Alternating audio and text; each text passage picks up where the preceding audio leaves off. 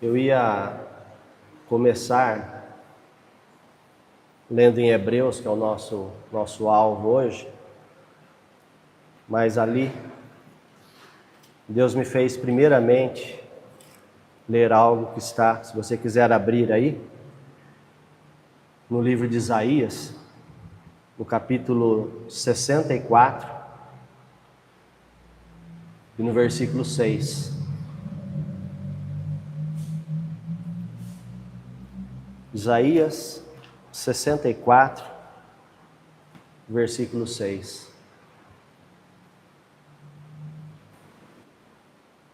Toda vez, nunca se esqueça disso, toda vez que você achar que há alguma justiça em você, da sua parte, achar que você está fazendo alguma coisa e você vai merecer aquilo, coisa boa, você vai merecer aquilo para frente, o bem que você fez. Toda vez que você pensar assim, porque nós somos falhos, nós temos tendência, diz que Deus vai tratar hoje conosco, nós temos tendência a nos exaltar, todos nós, não se engane, nós temos tendência a nos exaltar. Então toda vez que você calçar-se na sua justiça própria, ou seja, eu sou assim, eu estou sendo abençoado porque eu procedi assim,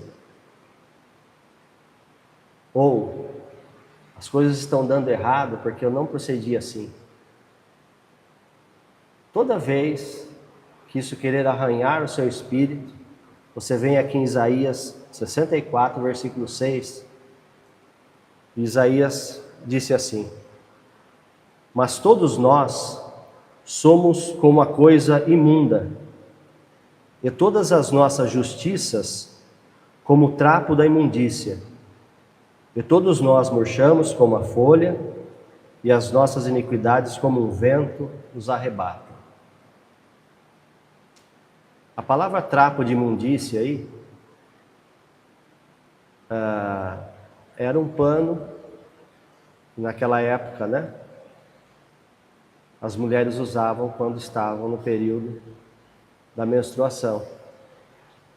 Então o profeta Isaías, profetizando da parte do Espírito Santo, da parte de Deus, ele disse que toda a nossa justiça, toda a justiça que provém de nós, ela tem o mesmo valor que um pano desses, que um trapo de imundícia.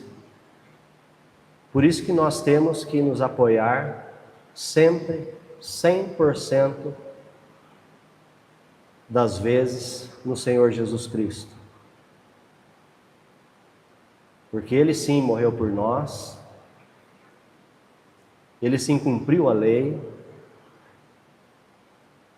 Ele sim foi levado para o matadouro, como ovelha muda, Ele sim não abriu a boca,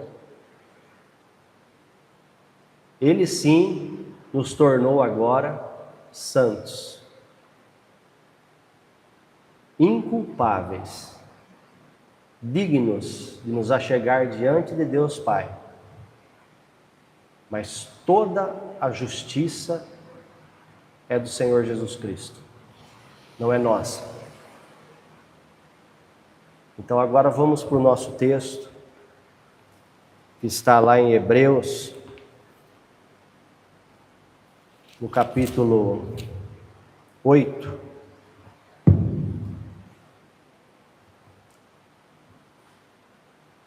Vamos ler o versículo 8. Depois vamos ler até o 13. Diz assim a palavra de Deus. Hebreus 8:8. Porque repreendendo-lhes a culpa, Deus diz: eis que dias vêm, diz o Senhor, e completarei e tornarei perfeito para com a casa, a família de Israel, e para com a casa a família de Judá um novo testamento. Não segundo o pacto que fiz para com seus pais, no dia quando, havendo eu os tomado pela mão deles, para os trazer fora, proveniente de dentro da terra do Egito, porque eles não permaneceram naquele meu pacto, e eu não atentei para eles, diz o Senhor. Porque este é o testamento que farei com a casa, a família de Israel, depois daqueles dias, diz o Senhor, pondo as minhas leis para dentro das mentes deles, e sobre os seus corações as esculpirei, e eu lhes serei por Deus, e eles me serão por povo. E que de modo nenhum ensine cada um ao seu próximo, nem cada um ao seu irmão, dizendo: conheces tu ao Senhor? Porque todos me conhecerão, desde o menor deles até o maior. Porque misericordioso serei para com as suas iniquidades, e dos seus pecados e dos seus desprezos às leis, de modo nenhum eu seja lembrado ainda. No dizer novo, ele tem dado por velho e desgastado o primeiro pacto. Aquilo, porém, que está sendo dado por velho e desgastado, está envelhecendo, já está perto do desaparecimento. Nós lemos aqui a palavra do próprio Deus, nos dando um ensinamento sobre o Novo Testamento. Algo que ele instituiu através de Jesus Cristo, para que nós pudéssemos ser enxertados na videira, que é o próprio Cristo. 3 pontos há nesse texto aqui, que eu queria destacar e queria que os irmãos prestassem bem atenção. Não importa se você já ouviu isso muitas vezes. Preste atenção que o Espírito Santo vai renovar dentro de nós, porque isso que está escrito aqui, nós podemos ler com a mente, mas isso às vezes não está bem enraizado no nosso coração. Isso não é bom. Isso aqui é necessário que esteja bem enraizado no nosso coração. Necessário que esteja bem firmado. O primeiro ponto é que Deus destaca que Ele fez um novo testamento. Quando diz aqui, para com a casa, a família de Israel, essa casa, a família de Israel, somos nós.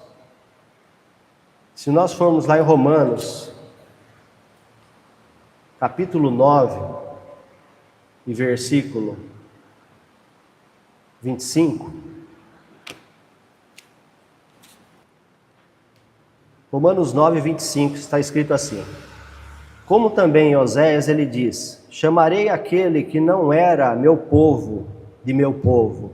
Isso somos nós. E aquela que não tem sido amada por mim, chamarei de tendo sido amada. E sucederá que no lugar em que lhes foi dito: não sois vós o meu povo, ali serão eles chamados de filhos de Deus, do Deus que está vivendo. Então essa é a nossa condição. Nós fomos enxertados como se nós fôssemos o povo escolhido original de Deus, que é o povo de Israel. Nós somos enxertados lá. E Deus fez conosco um novo pacto. O pacto antigo, as leis, aquilo passou. Aquilo passou de uma forma que nós não podemos fazer mistura com isso. O escritor de Hebreus, ele escreve aqui: o que está velho, desgastado, está perto do desaparecimento. Então não há mistura que nós devamos fazer. Por exemplo,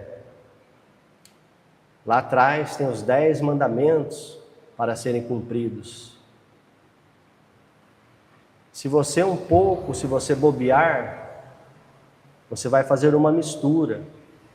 Você vai começar a andar por aqueles mandamentos lá de trás. Lá em Malaquias, fala sobre o dízimo, por exemplo, largamente hoje em dia pregado. Diz lá a palavra de Deus, que com maldição sois amaldiçoados, porque vós me roubais. Me perguntam, em que te roubamos? Nos dízimos e nas ofertas. Isso é largamente pregado nas igrejas. Mas isso corresponde a uma mistura do Novo Testamento, em que o Senhor Jesus Cristo deixa muito claro que isto é da lei, com o Velho Testamento. E essa mistura, ela vai produzir algo pernicioso na vida das pessoas. Ela não vai deixar as pessoas fluir no Espírito.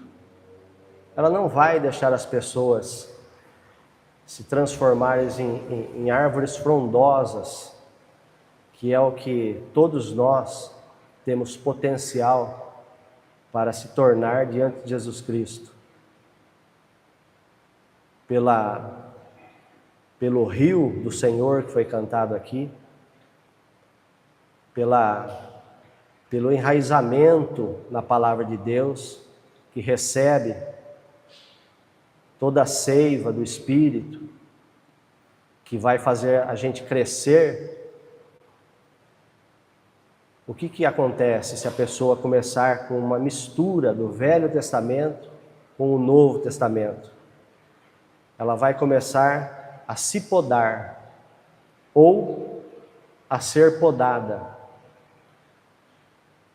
Ao invés dela criar ramos, dela se expandir, dela crescer, ela vai cortando os galhos, e ela fica uma árvore pequena. Ela não cria a raiz profunda, ela não se torna uma árvore frondosa a ponto das aves do céu vir fazer ninhos nos seus galhos. Então, o primeiro ponto que eu queria destacar daqui é que o Antigo Pacto, o Velho Testamento, não tem absolutamente nada a ver com o Novo Testamento. Isso precisa estar muito bem certo no nosso coração. Alguém me perguntaria, mas Márcio, para que então que a gente carrega a Bíblia com o Velho Testamento? Não carrega só com o Novo? Por quê? O Velho Testamento, ele serve para nós, e Deus o usa, Deus o utiliza conosco também. Mas para quê? Por exemplo, nós estamos passando uma situação, estamos no Espírito, estamos em Deus, estamos orando, estamos buscando ao Senhor, estamos esperando uma palavra do Senhor, porque é pela palavra dele que nós vivemos. E de repente, nesse buscar no Espírito, orando, às vezes ele nos transporta. Deus é o Deus do ontem, é o Deus do hoje e é o Deus do futuro, é o Deus do amanhã. Ele nos leva aonde nós precisamos na palavra. Às vezes ele nos leva lá em Abraão, quando ele saiu para fora da tenda, Deus falou para ele: olha para o céu, conta se puder as estrelas. E ali ele viu a grandeza do Senhor, recebeu poder para poder gerar a descendência dele. Deus nos leva lá atrás, Deus nos leva lá onde estava Josué, quando disse: vamos, subamos, possuamos a terra, na fé. Deus nos leva lá atrás, por exemplo, em Jonatas, quando estava com seu moço, viu uma guarnição dos filisteus, possuído de fé, ele disse para o moço dele: vamos, subamos, para Deus pouco importa livrar com muitos ou com poucos. E foram lá em 2 pessoas e venceram a guarnição dos filisteus inteira. Deus, ele nos leva nesses lugares, lá atrás, nessas pessoas que passaram. Para quê? Para que a gente absorva aquela fé, absorva aquele ensinamento, mas não mais para que nós andemos na lei, seja ela qual for. Seja ela qual for. Isso estando muito bem embasado em nós, nós passamos para o segundo ponto, onde o Senhor diz do testamento que Ele fez conosco, casa família de Israel agora, que Ele colocou as leis dele para dentro das nossas mentes e sobre os nossos corações Ele a esculpiu, que Ele é nosso Deus e nós somos o seu povo. E Ele diz: de modo nenhum ensine cada um ao seu próximo, querendo mostrar a Ele Deus, querendo dizer a Ele, como quem diz assim: tem intimidade com Deus, porque Ele seria conhecido do menor ao maior. E vai um ponto, né? Você que se acha o menor, é com você que Deus começa. Diz do menor ao maior. Não é de cima para baixo. Você que é menor, você vai se conhecer mais Deus do que todos. E quando Ele chegar lá no maior, você já conhece Ele há muito tempo. Deus, Ele é diferente, às vezes, do que a nossa mente imagina. Nós precisamos sempre estar conectados com Ele, para que a gente vá absorvendo essas coisas muito importantes. As leis de Deus, nas nossas mentes e nos nossos corações, que Ele diz que estariam gravadas. Que leis que são essas, já que a gente falou agora, que o Velho Testamento passou, não é? Veja, quando Moisés trouxe as tábuas da lei, era uma inscrição, era um mandamento de fora para dentro.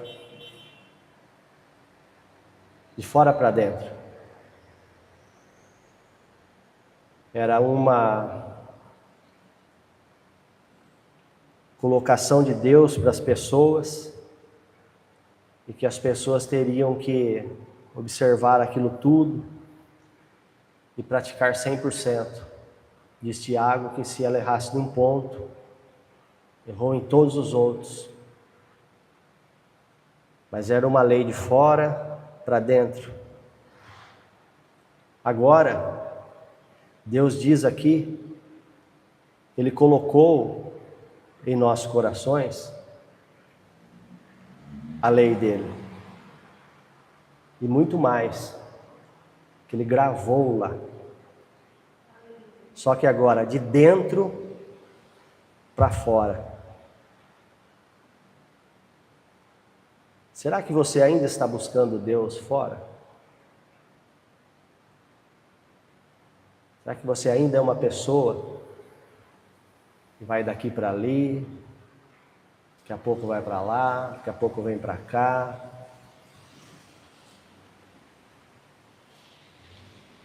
Deus está aí dentro de você. Ele não está aqui, ou ali, ou acolá. Certa vez perguntaram a Jesus, ele falava do reino de Deus, perguntaram para ele, mas onde está esse reino? O Senhor tanto fala. Ele disse assim, eu não vou dizer para vocês que ele está aqui, ou que ele está ali, mas o reino de Deus está dentro de vós, dentro de nós. Como que nós acessamos esse reino hoje? No nosso íntimo, no nosso quarto, pode ser qualquer lugar, não necessariamente o quarto propriamente dito, mas quando Jesus disse, entra no seu quarto, fecha a porta e ora a teu Pai que está em secreto, e teu Pai que vem em secreto te recompensará. Ali é a mesma coisa que ele dissesse, entra em espírito, onde você estiver, entre em espírito, deixe vir para fora o que meu Pai escreveu dentro de você. Deixe aflorar o que meu Pai escreveu dentro de você. Quando o apóstolo Paulo encontrou Jesus Cristo, ele estava indo prender, encerrar, mandar matar cristãos. Ele era um perseguidor da igreja. E naquela visão que ele teve, ele caiu do cavalo que ele estava. E ele sentiu o peso da glória que estava perto dele. Ele disse assim, quem és tu, Senhor? E Jesus disse assim para ele, eu sou Jesus, quem tu persegues.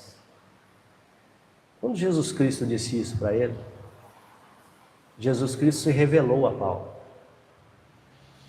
Tudo o que Paulo escreveu em todas as cartas, mais da metade do Novo Testamento, se nós estamos aqui hoje é por causa desse homem, também. Um homem tão ousado que numa das cartas deles ele escreve assim, cumpro em meu corpo o resto das aflições de Cristo. Meu Deus do céu, como pode alguém falar isso? Não? Mas ele falou pelo Espírito Santo. Tamanha a envergadura desse homem. Mas onde ele recebeu isso? Naquele instante. Foi tudo escrito no coração dele, como foi no nosso. Amém? Agora, como que isso aflorou daquele homem? Como que ele trouxe para fora tudo aquilo que Deus tinha colocado nele por dentro?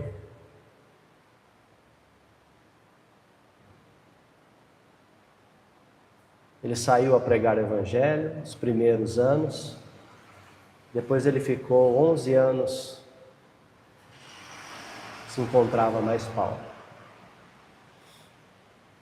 E ele chega na igreja de Coríntios, ele diz assim para eles, eu oro mais em línguas do que todos vós. Essa é a forma que você vai compreender o que Deus gravou no seu espírito. A palavra coração aqui é o nosso espírito. Como que você vai decodificar o que Deus gravou dentro de você? Com a sua mente, a gente não consegue nem chegar lá. Então a oração em línguas, ela vai fazer isso conosco. Ela vai como que decodificar aquilo que Deus gravou por dentro de nós.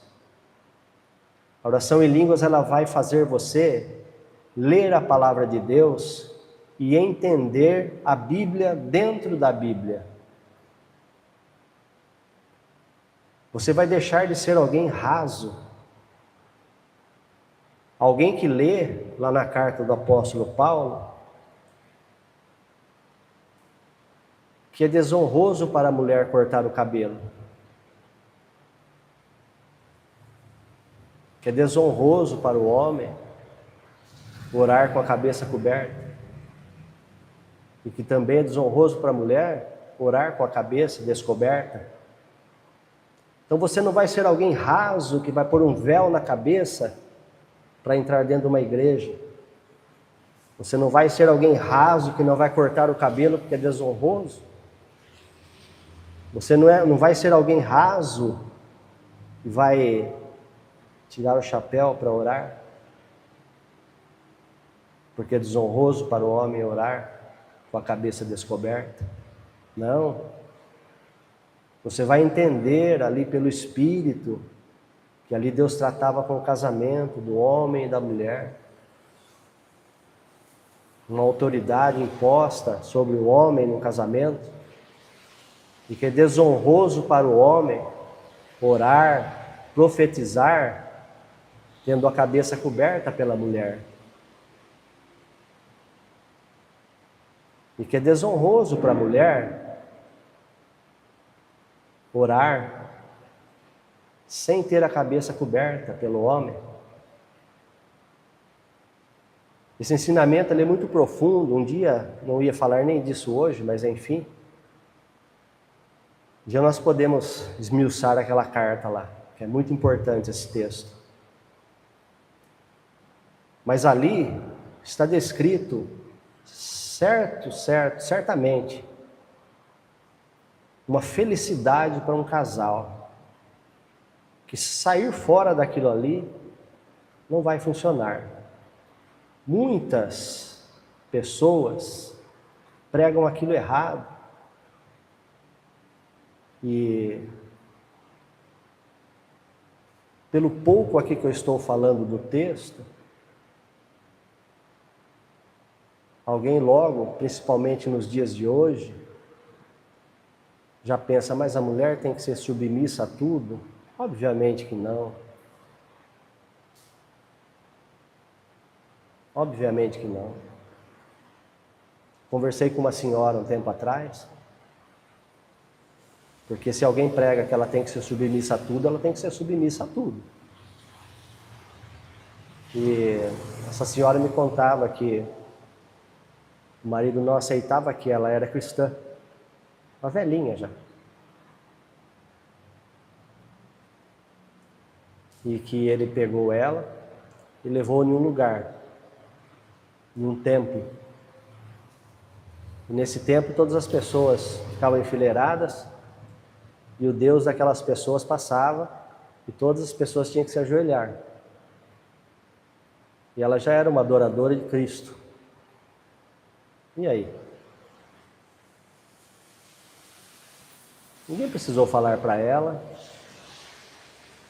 Ela falou, eu não me ajoelhei. Ela falou, e aquilo foi uma bomba na minha família. A partir dali, a coisa ficou muito feia. Passados uns anos, o marido foi acometido de uma doença, depois veio a falecer por ela. Mas lá no leito da enfermidade, no leito de morte, ele se arrependeu do que fez.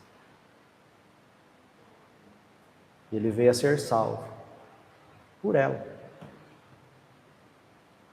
pela firmeza dela, de uma mulher. Nós temos que entender que no espírito não há sexo. Não tem homem e mulher.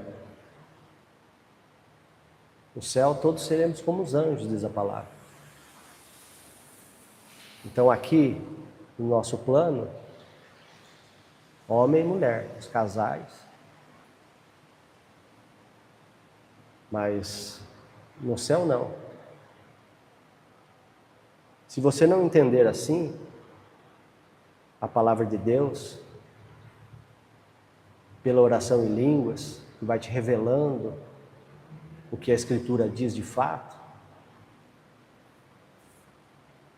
você não vai entender que no Espírito não há sexo, então você vai ficar com a palavra na rasura, dizendo: eu não quero que a mulher ensine na igreja. Então, minha irmã que quiser pregar a palavra de Deus vai ser tolhida.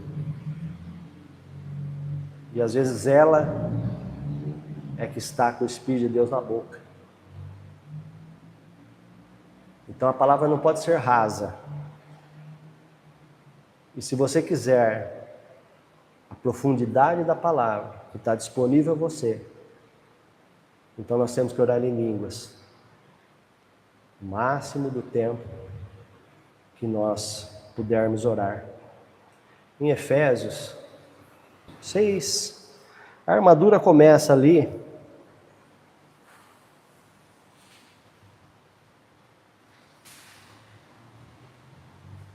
No versículo 13, né?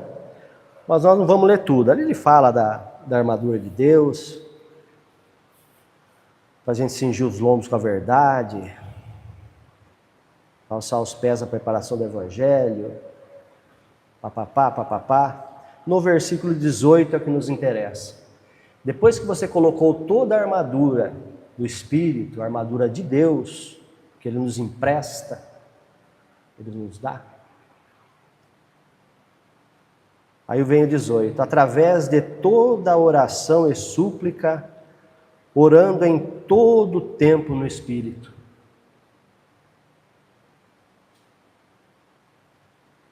Para essa armadura funcionar, para você não se sentir como Davi, Saul quis colocar a armadura dele sobre Davi, quando ele ia pelejar com Golias. Colocou ela sobre Davi e Davi se sentiu desconfortável. Falou: não, com isso aqui eu não consigo me mover com isso aqui. Aquela armadura lá, ela representa, Saul representa o velho homem. A armadura de Saul é a justiça própria. A armadura de Saul é o que passou para nós. Agora, essa armadura que Deus coloca aqui para a gente usar, e nos propõe que a gente use ela, ela vai funcionar se você orar em todo o tempo no Espírito.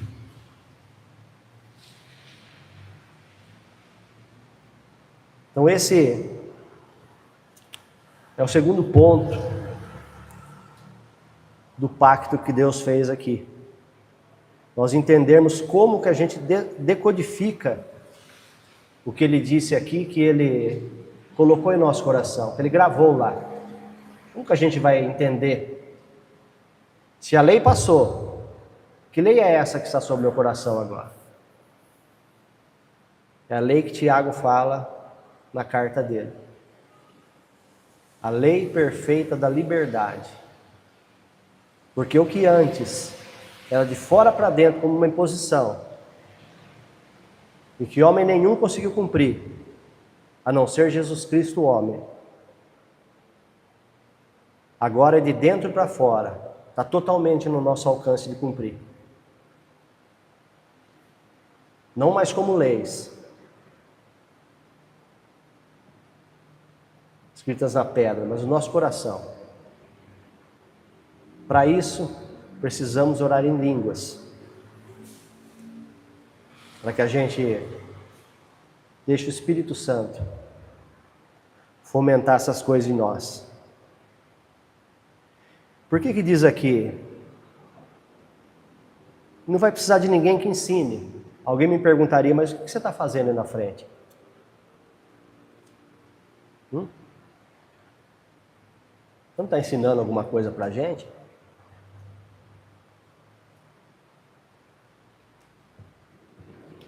Não é sobre esse ensinamento que está falando.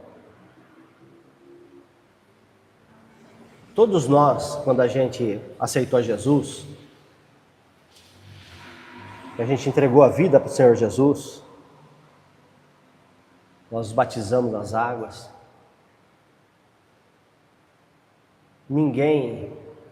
a pessoa podia nem ter entrado numa igreja, tá?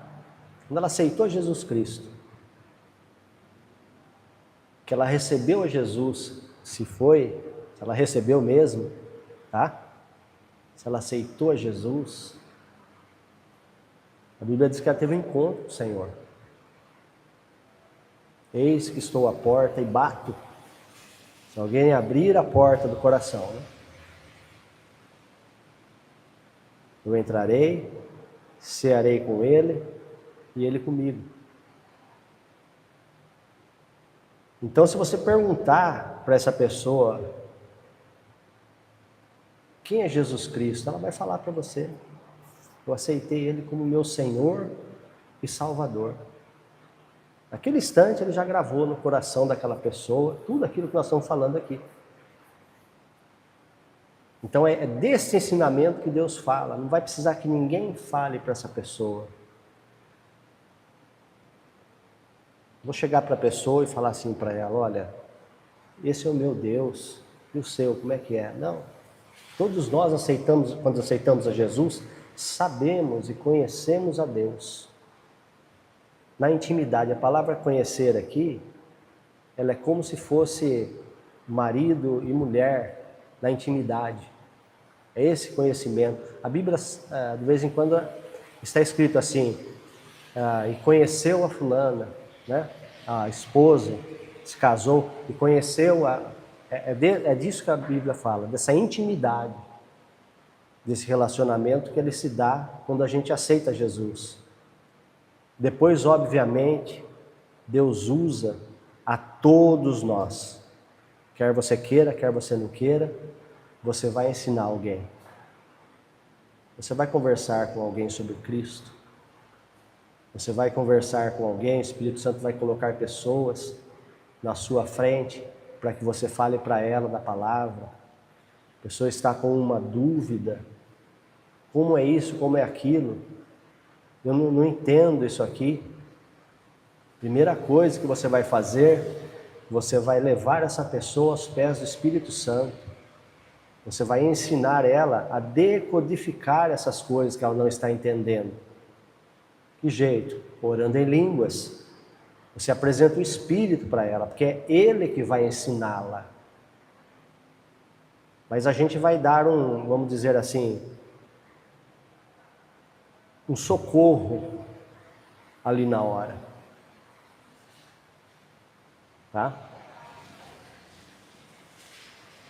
Mas o ensinamento profundo que aquela pessoa precisa, na dimensão que ela precisa, é com o Espírito Santo. Aqui, por exemplo, nós temos a sorte, se é que eu posso dizer assim, né? Deus fala isso na Bíblia, né? Mudareis a vossa sorte. Mas nós temos a graça, vamos dizer assim, que acho que a palavra fica melhor, de nós estarmos num lugar que ninguém aqui vai trazer, qualquer pessoa que entrar aqui, vai puxar aqui para a gente. Vai puxar para a igreja, vai puxar para ter um compromisso com a igreja. Claro que pelo amor e pela palavra que vai sendo falada aqui, conforme as pessoas forem entendendo, isso vai ficar uma coisa normal e natural. Mas ninguém aqui vai prender a pessoa aqui. Não vai haver uma pessoa aqui que vai puxar aquela pessoa para estar aqui e é assim, não. Todas as pessoas que aqui estão ensinando, elas levam a pessoa aos pés do Espírito Santo. É Ele que vai tratar com a pessoa, na dimensão que ela precisa. do tamanho que ela está. É Ele que vai fazer crescer, e que alegria a hora que nós vemos que a pessoa passou na nossa frente. É uma alegria muito grande, porque a hora que a pessoa encontra realmente o Espírito Santo, a hora que ela crê na oração em línguas, por que nós não cremos ou nós não oramos em todo o tempo no Espírito, como diz a palavra de Deus, orienta a fazer? Simplesmente você não crê. A pessoa não crê que a oração em línguas vai fazer alguma coisa com ela, então ela não ora. Porque se ela crê que a oração em línguas vai fazer com ela o que a Bíblia diz que vai fazer, a ela ir orar. Eu declaro aqui um povo que ora em línguas. Eu declaro aqui pessoas que andam no Espírito e no poder de Deus. Porque orar em línguas é isso. É andar no Espírito e andar no poder de Deus. Então nós precisamos crer nisso. Crer de todo o coração, sem sombra de dúvidas. É o caminho que a maioria das igrejas ignora. Tá? E penso eu, sendo até uma obra de Satanás. Porque eu tenho algum tempo já que eu oro, e o que Deus fez na minha vida já é bastante coisa.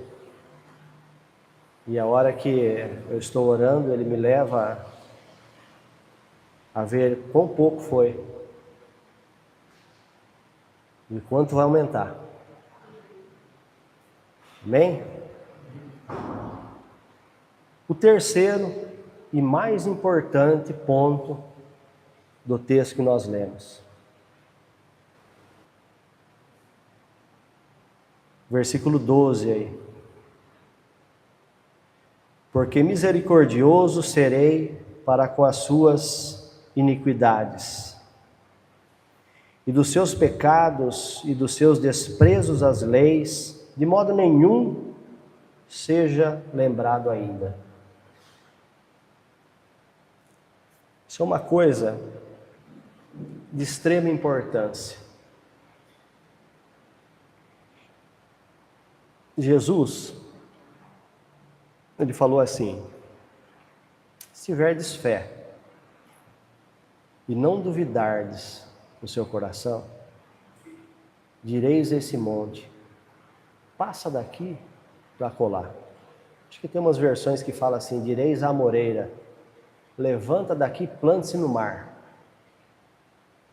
Então Jesus fala: direis ao monte: ergue-te daqui e vai para colar. E crer que diz aquilo que disse e não duvidar daquilo que disse, tudo o que disser será feito. Aí ele diz assim: em verdade vos digo que tudo que orardes ao Pai, credes que recebestes, e tê-lo-eis.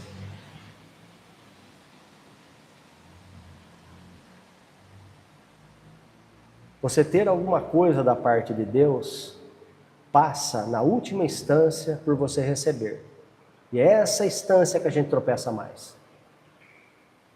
Primeiro ponto: tudo que você disser, a palavra, ela é mais importante do que você crer. Tudo que disser, você crer no seu coração e disser, mas depois ele completa: creia que já recebeu e será seu. E por que a gente não crê que recebeu? Aí entra isso que o Senhor escreveu aqui. Nós temos consciência do pecado. Consciência errada. Porque nós fomos criados sobre leis dentro de casa. Isso pode, aquilo não pode. Com certeza não é só comigo. Se eu faço alguma coisa que está errado, logo eu sei que estou errado. E eu confesso aos irmãos que eu demorei um tempo para entender a minha posição hoje. Porque o lugar que eu ia, que eu era ensinado aqui, antes de eu orar em línguas, porque a hora que eu orei em línguas, começou a se abrir a palavra para mim. Mas antes, era uma meritocracia pura. Era uma justiça própria pura. Está bem porque fez o bem. Está mal porque fez o mal.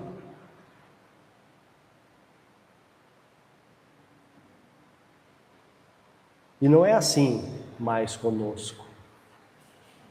Ah, Márcio, mas se eu plantar eu não vou colher? Existe a lei da semeadura. Existe sim.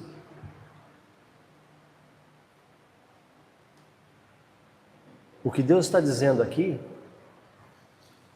é que nós, diante dele, não temos pecado algum. Não temos iniquidade alguma. Nós somos iguais a Jesus Cristo. Quando Jesus diz assim, tudo que pedirdes ao Pai, crede que recebeste, tê-lo-ei, esse pedir é uma palavra como se você, entenda no espírito que eu vou falar, a gente tem temor de Deus, tá? Nós temos temor de Deus. Temor não é medo, é uma reverência. Nós somos aqueles 24 anciãos, que a palavra diz assim, que o Senhor deu uma coroa para nós. Mas eles chegaram diante do Cordeiro, tiraram ela da cabeça. Como que eu posso usar essa coroa? E ofertaram a coroa para ele.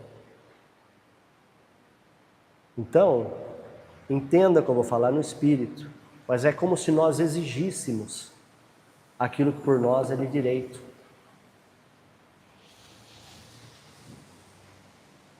E Deus está dizendo aqui, você é assim, meu filho, é assim que eu te quero.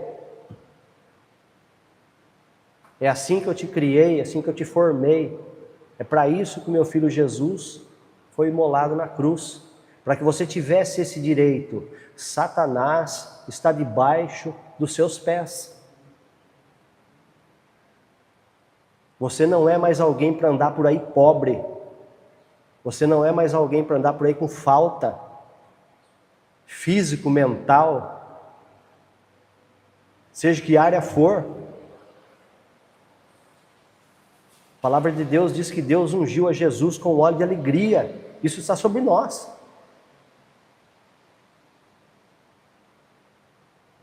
Agora, nós só vamos chegar nesse ponto, e quando se chega nesse ponto, amados,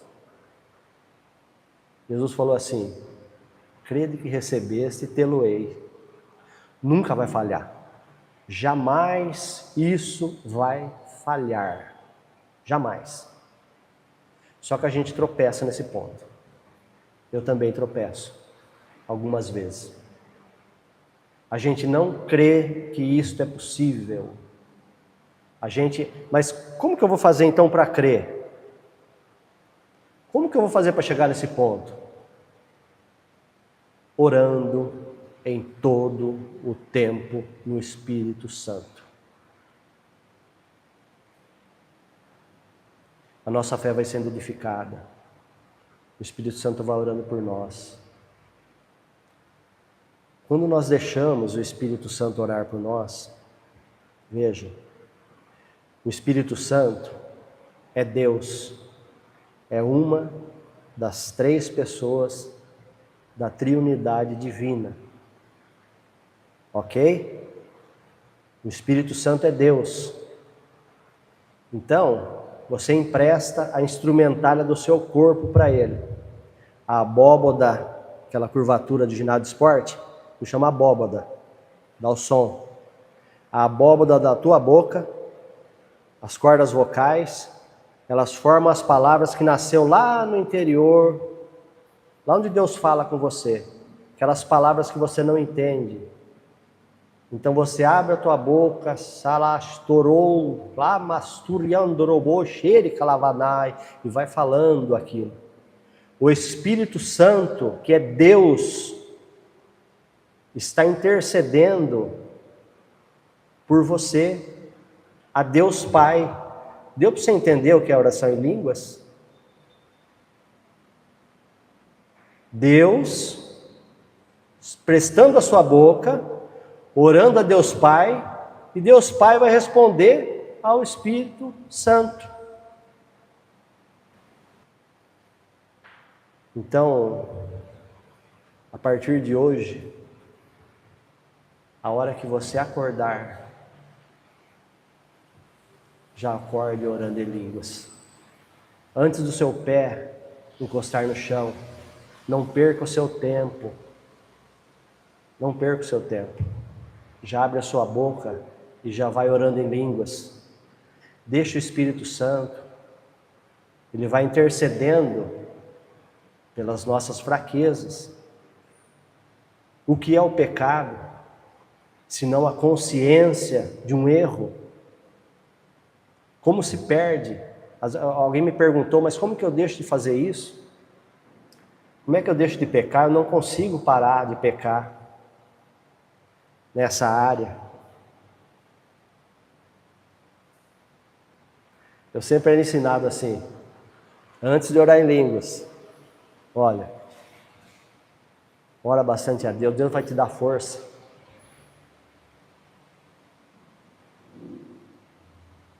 Dê um jeito de não fazer,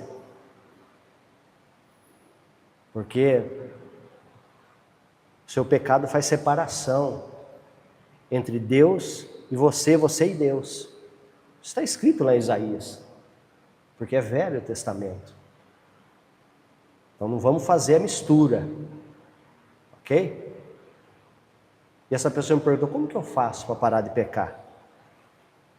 Eu olhei para a cara dele e falei assim, peque. Hã? Exatamente o que eu estou falando para você. Peque.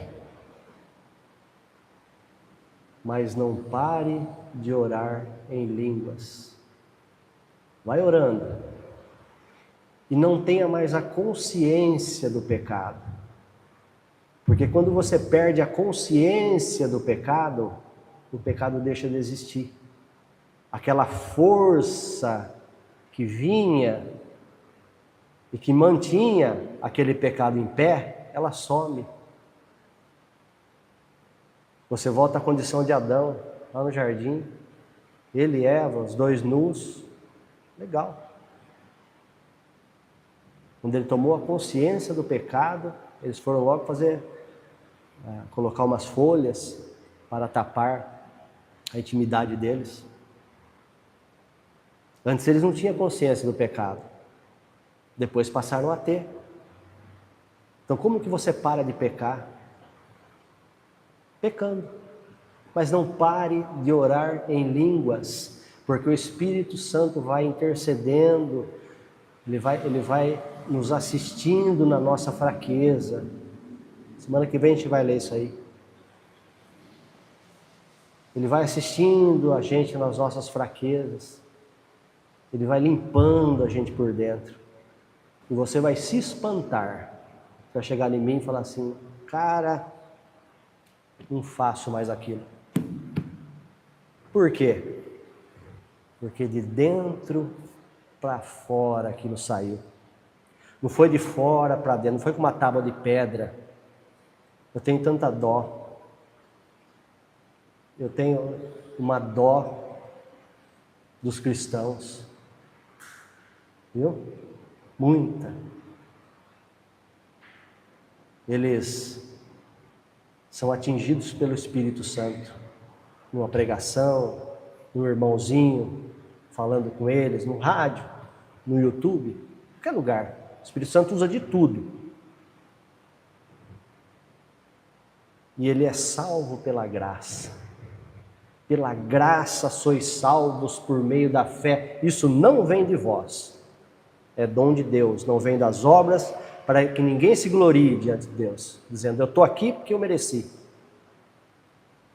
Mas eles se achegam dentro da igreja, no primeiro culto ele já recebe uma tabuna, escrito os 10 mandamentos, 600 e tantas leis, e ele vai viver por aquilo.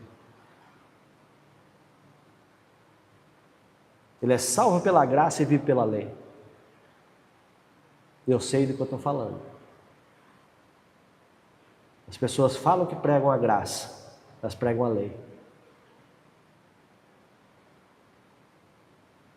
Eu nunca me dei com o sistema, eu era que nem Elisa, eu batia de frente.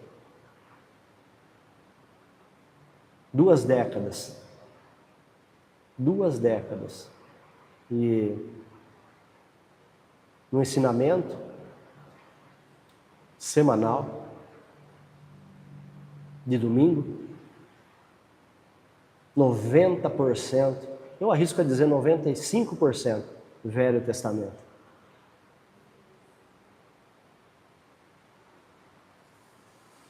Isso numa das igrejas mais light que tem. E eu falar para os irmãos assim, peraí, nós não vivemos no Novo Testamento? Sim, Márcio. Então por que nós não pegamos 90%, 95% do nosso tempo no Novo Testamento e 5, 10 para dar uma pincelada lá atrás? Para a gente achar Jesus lá. É que o Velho Testamento é fácil de você contar a história dele. Você pega o candelabro, você abre lá determinado livro, está escrito o que representava o candelabro, cada chama dele, os 7 Espíritos de Deus, papapá, papapá, papapá. Quando se chega no Novo Testamento, aí você encontra um homem dizendo assim, o que eu estou ensinando, eu não recebi e nem aprendi de homem algum, mas por revelação de Jesus Cristo. Então, o Novo Testamento, você só conhece ele por revelação de Jesus Cristo. Como? Ele falou assim, o Espírito Santo falará tudo que ouvir de mim a vocês. Então, meu querido, meu amado, empresta sua boca para o Espírito Santo. Em todo o tempo. Você vai ficar conhecedor da palavra de Deus, dos seus direitos, dos seus deveres. E vai ser uma bênção para milhares de pessoas. Amém?